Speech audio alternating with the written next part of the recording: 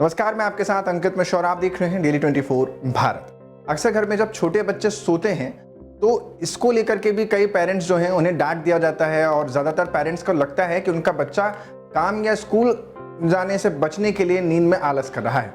कुछ बच्चों में ऐसा भी देखा जाता है कि बच्चों को पूरी नींद करने से रोका नहीं चाहिए। कई पेरेंट्स तो ये तक मानते हैं ये उनके ब्रेन की ग्रोथ के लिए बेहद ज़रूरी है, क्योंकि अगर आप उनको कच्ची नींद में उठा रहे हैं तो सोना उनके लिए बहुत ज़रूरी है।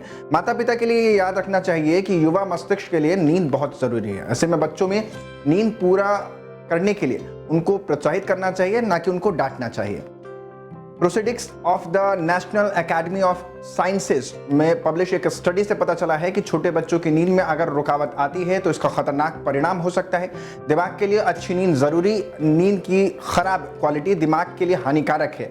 नॉर्थ कैरोलिना यूनिवर्सिटी के प्रोफेसर ग्राहम डेरिंग की अगुवाई में हुई इस स्टडी में पाया गया कि लर्निंग और मेमोरी के लिए ज़रूरी नर्व सिस्टम्स की ग्रोथ के लिए नींद बेहद अहम रोल निभाती है। बच्चों और युवाओं में नींद का असर स्टडी के अनुसार एडल्ट्स के लिए नींद मुख्य तौर पर रखरखाव और मरम्मत से जुड़ी होती है, लेकिन बच्चों के लिए नींद उनकी ग्रोथ के लिए बेहद ज़रूरी होती है। ब्रेन के ग्रोथ और स्नैप्टिक कनेक्शन को मजबूत करने के लिए आवश्यक है। रिसर्च ने चूहों की जांच की और पाया कि खराब नींद की गुणवत्ता वयस्कों की तुलना में युवा चूहों के मस्तिष्क पर ज्यादा असर डालती है।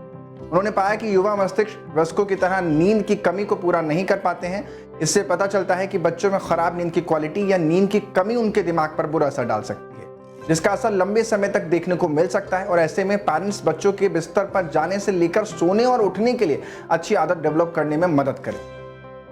न्यूरो डेवलपमेंटल डिसऑर्डर से नींद का कनेक्शन क्या है वो बता रहे हैं। स्टडी में बच्चों से नींद की गड़बड़ी और न्यूरो डेवलपमेंटल डिसऑर्डर के बीच कनेक्शन पाया गया।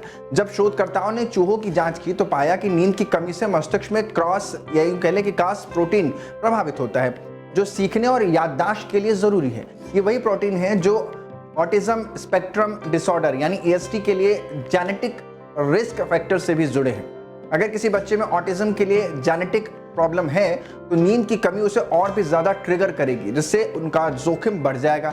इसलिए पेरेंट्स को समझ लेना चाहिए कि बच्चों के लिए नींद कितनी जरूरी है। तो ये टिप्स अगर आप अपनाते हैं और बच्चों को पूरी नींद लेने देते हैं, टाइमली सुलाएं और टाइमली उठा दें तो बेहतर होगा। यानी 8 घंटे की नींद तो उनको कम से कम लेने ही दें और बच्चों को प्रेरित करें कि मोबाइल से ज्यादा दूर रखें। ये छोटी सी टिप्स आप इस्तेमाल कीजिए और फिर बताइए कि इसका असर आप पर और आपके बच्चों पर, आपकी फैमिली पर या इर्द गिर्द के लोगों पर कैसा होता है। फिलहाल के लिए आज इतना ही।